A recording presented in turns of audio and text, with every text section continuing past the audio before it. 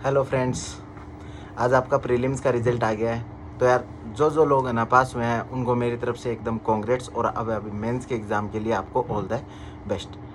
तो और जो जिनका ना मतलब कि क्लियर नहीं हो पाया या मार्जिनली थोड़े बहुत मार्क्स से रह गए या सी सेट में ना मतलब कुछ गलती की वजह से रह गए, तो आपको निराश नहीं होना। आज हम बाद में आपके बारे में डिस्कस करेंगे। सबसे पहले हम देखते हैं कि जिनका क्लियर हो गया है उनको अब क्या करना है। तो उनके लिए यार मेरी एक सीरियसली एडवाइस यही है कि आपके पास 70 दिन है। तो जैसे चक दे इंडिया में जो शाहरुख खान ने बोला था कि अभी आपसे 60-70 मिनट आपसे कोई नहीं छीन सकता, वैसे ही आपसे ये 70 दिन कोई नहीं छीन सकता। इसमें आप पूरी एनर्जी के साथ लग जाइए यार। क्योंकि ना अगली बार हो सकता है कि मतलब यही पेपर आपसे प्रीलिम्स का क्लियर हो या नहीं क्लियर हो, या इस बार का मेंस में आपके पास अपॉर्चुनिटी बहुत बढ़िया हो, इस बार सीट बहुत ज़्यादा है। तो आपको इस सारी चीज़ का एडवांटेज लेना है और पूरी जी जान से आपको ना मेहनत करनी है।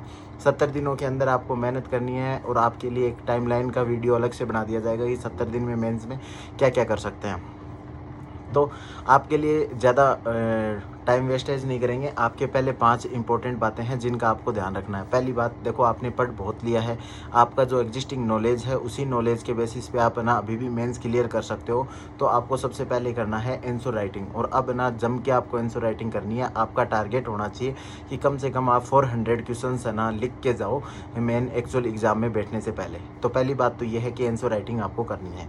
सेकेंड बात है कि अब ना प्रीलिम्स के लिए तो आप ना इधर उधर से कितना भी पढ़ सकते हो, लेकिन मेंस में बहुत स्पेसिफिक थीम बेसिक क्वेश्चन आते हैं, थीम बेस्ड पे क्वेश्चन आते हैं। तो आपको थीम बेस्ड तैयारी करनी है, ठीक है। तीसरी, आपके पास अभी टाइम कम है, तो जो सिमिलर नेचर के जो टॉपिक्स हैं उनको आपको कंबाइन करना पड़ेगा।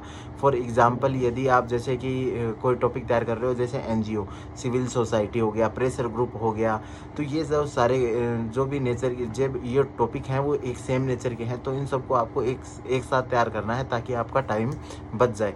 फोर्थ जो चीज़ है, आपका ऑप्शनल और इथिक्स और ऐसे इन चारों के ऊपर बहुत फोकस करना है। हो सकता है कि ये मतलब आजकल उतना स्कोरिंग ना रहे, जैसे कि मतलब कि इथिक्स में एक बार 160 आ गए अब, लेकिन नहीं आ रहे 160 तक, लेकिन फिर भी ये क्या है ना कि कम टाइम में तैयार होने वाले सब्जेक्ट है, और इनमें ना थोड़ी सी भी तैयारी करने से ना जो मार्क्स में जंप है वो काफ़ी ज़्यादा आता है। और पांचवा है कि आपको अपने अंदर सेल्फ कॉन्फिडेंस रखना है और पूरी जी जान से अब लग जाना है। तो यही जो क्लियर कर रहे हैं उनके लिए है, बाकी हम टाइम टेबल के ऊपर एक बार डिस्कस कर लेंगे। अब आते हैं कि जिनका रिजल्ट आ गया है नेगेटिव, अब उनका क्या किया जाए। तो देखो यार, बहुत बार है ना लाइफ में ऐसा होता है कि आपको नेगेटिव आता है, तो किसी भी तरीके से नेगेटिव रिजल्ट आ जाता है तो आपको बिल्कुल उदास नहीं होना यार। मतलब कि हो सकता है कि किस्मत साथ नहीं दी हो सकता है कि हमने थोड़ी सी गलत स्ट्रेटेजी अपना ली हो सकता है कि हम थोड़ा पेपर से पहले ना जो हमारी तैयारी को पेनिट्रेट करना था वो हम नहीं कर पाए थे। ये सारी चीज़ें हो सकती हैं, तो बिल्कुल देखो घबराना नहीं है। तो जैसे कि ना, और फालतू का कोई भी नेगेटिव थॉट नहीं लेके आना है।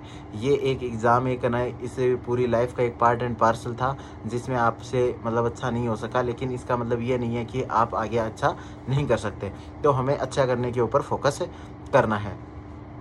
तो अभी क्या करें, सबसे पहले है आज आप हो इमोशनल स्टेट में, ठीक है। आप आज अपनी गलतियों को निकालोगे। क्या जनरली हम क्या करते हैं कि हमारी गलतियों को दूसरों के ऊपर थोप देते हैं कि कोचिंग ने अच्छा नहीं पढ़ाया। कई बार हम ये बोल देते हैं कि हमने ये बुक नहीं पढ़ी या बुक से क्वेश्चन नहीं आए, मतलब हम दूसरों के ऊपर टालने की कोशिश करते हैं। लेकिन आज आप एक इमोशनल स्टेट में हो, और इमोशनल स्टेट में आज आप अपनी गलतियाँ निकालोगे कि मैंने ये गलती की थी। तो आज आपका काम यही है कि आज आप बैठो, अपना प्रीलिम्स का पेपर उठाओ और उसमें देखो क्या कमी रह गई थी, क्यों आप फेल हो गए, क्या क्या गलतियां थी। आज उन 10 गलतियों को 12 गलतियों को ना लिख लो सबसे पहले ना ये गलती, ताकि अगली बार वो गलती नहीं करनी, उसी गलती की वजह से आपको फेल नहीं होना। ये चीज़ एकदम पहली बात।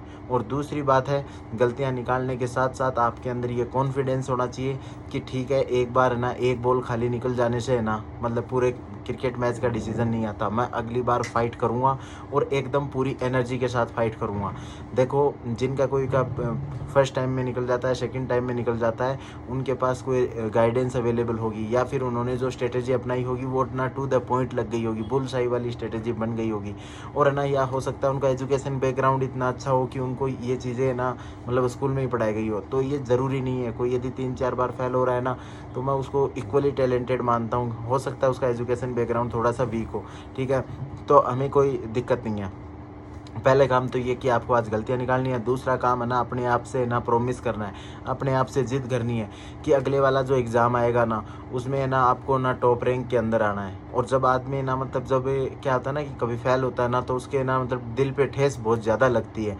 और उस ठेस में जब दिल को ठेस लगती है और उस टाइम पे वो ज़िद करता है ना, वो बहुत भयंकर ज़िद होती है। तो आपको आज वो ज़िद करनी है कि ना मेरे को अब आना है, बहुत दिन हो गए हैं, अब अगली बार मेरे को टॉप 20 में, टॉप 30 में, टॉप 50 में आना है। ये ज़िद करके अब आपको तैयारी करनी है। अब ये तो हो गया 1-2 दिन का। अब एक कि अब अगले दिन क्या, अब अगले थोड़े दिन क्या करें?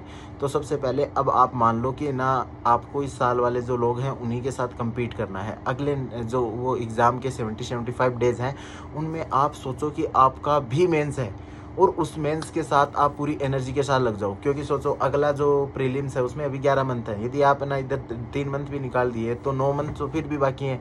तो 9 मंथ की हम वापस से रीप्लानिंग कर सकते हैं। उसकी क्या टाइमलाइन होनी चाहिए उसके ऊपर हम विचार कर सकते हैं। लेकिन अभी क्या है कि आपका ना मतलब अभी क्या हुआ, मार्केट के अंदर ना टेस्ट सीरीज़ में बहुत अच्छे-अच्छे क्वेश्चन सेटअप होंगे। बहुत है ना मतलब अच्छा-अच्छा मेंस के रिलेटेड कंटेंट आएगा। और इस बार क्या करोगे ना, आप उनके साथ है ना प्रैक्टिस करोगे ना, तो आप अपनी गलतियों को ना इसी साल है ना मतलब एनालाइज़ कर लोगे। सोचो आप है ना मतलब कि मेंस का पेपर लिख के आ रहे हो, आपको ना मतलब कमेंट आ रहा है कि ना आप ये गलती कर रहे हो, फिर आपको रियलाइज़ हो रहा है कि मेरे कंटेंट में थोड़े फैक्ट्स की कमी है, फिर आपको मार्केट में ना मेंस ओरिएंटेड फैक्ट शीट मिल जाएंगी, फिर आप वहाँ से पिकअप करोगे, फिर आप कुछ है ना क्वेश्चंस लिखोगे, फिर पता चलेगा कि आपके मतलब डायग्राम्स की कमी है, फिर आप वो डायग्राम पिकअप करोगे, फिर पता चलेगा कि आपके ना कुछ बेसिक्स में कुछ कमी है, तो आप बेसिक्स को ठीक करोगे। इस तरीके से क्या होगा ना कि गलतियां ठीक कर लोगे। तो अगली बार जब प्रीलिम्स के पेपर के बाद है ना, आप जब भी मेंस की आंसर राइटिंग वगैरह करोगे ना, तो आपके पास क्या होगा, आपको पता होगा कि मैंने पिछली बार कौन सी गलतियां की थी। तो इस बार आपको ना मतलब वो फिर है ना जो 3 मंथ के अंदर आप किसी भी प्रकार की गलती नहीं करोगे। ठीक है, तो अब हमें क्या करना है कि जो हुआ उसको भूल जाओ। अगले 75 डेज़ के लिए आपको करना है कि मेंस का पूरा सिलेबस करना है, आपको अपना ऑप्शनल पूरा करना है और टेस्ट सीरीज़ देनी है। और अब जैसे कि ना पहले क्या होता था, 50 ओवर्स के मैच में भी 250 रन बनते थे, आजकल है ना 20 ओवर्स में भी 250 बन जाते हैं। तो क्या है कि यदि आपको प्रेशर, टाइम प्रेशर के अंदर डाला जाएगा ना, तो आप बहुत अच्छा परफॉर्म करते हो। तो ये चीज़ हमें ध्यान रखनी है कि जो अगले आने वाले 75 डेज़ हैं उसके अंदर एकदम मान के चलो कि हमारा ना प्रीलिम्स इस बार नहीं हुआ कोई नहीं, लेकिन मेंस की तैयारी है ना, हम 75 डेज़ के ख़त्म होने के साथ हमारी मेंस की तैयारी पूरी हो जाएगी।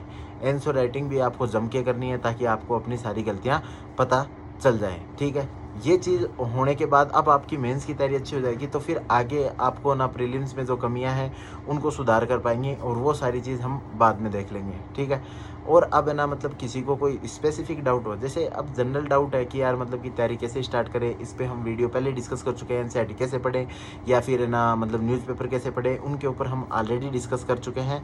और अब हमें बस डिस्कस एक करना है कि मेंस के जो अभी 75 डेज़ हैं उनके लिए क्या टाइमलाइन होनी चाहिए, क्योंकि आपको भी जो मतलब जिनका क्लियर नहीं हो सका उनको भी है ना मतलब यही टाइमलाइन अपनानी है। तो इसके ऊपर हम 1-2 दिन के अंदर है ना मैं आराम से सोच के देख कि कौन सा सब्जेक्ट पहले करना चाहिए, कौन सा बाद में करना चाहिए, किसको कितना टाइम देना चाहिए, उसके ऊपर हम डिटेल में डिस्कशन करेंगे। लेकिन जो क्लियर नहीं कर पाए उनको मैं एक बात ये बोलना चाहता हूँ कि लाइफ में कुछ है ना बहुत अच्छा लिखा हुआ होता है ना, तो आपके लिए वो हो रहा होगा। हो सकता है कि आपका इस बार क्लियर होता कि आपका रैंक नहीं आती, या फिर आप इंटरव्यू स्टेज में जाके रह जाते, आप ना मतलब उस साइकिल से बाहर नहीं निकल पाते।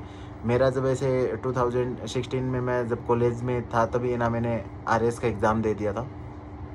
तो उसके अंदर है ना मतलब लास्ट में इंटरव्यू स्टेज में जाने के बाद है ना मतलब इंटरव्यू में बहुत कम मार्क्स मिले, मतलब one of the lowest marks मिल गए। और उससे मतलब कि मेरी रैंक थोड़ी डाउन आ गई, तो मैं काफ़ी ज़्यादा ऐसे निराश हो गया कि यार मतलब मेरी भी अच्छी रैंक आ सकती थी यदि मेरे को इंटरव्यू में मार्क्स अच्छे मिलते।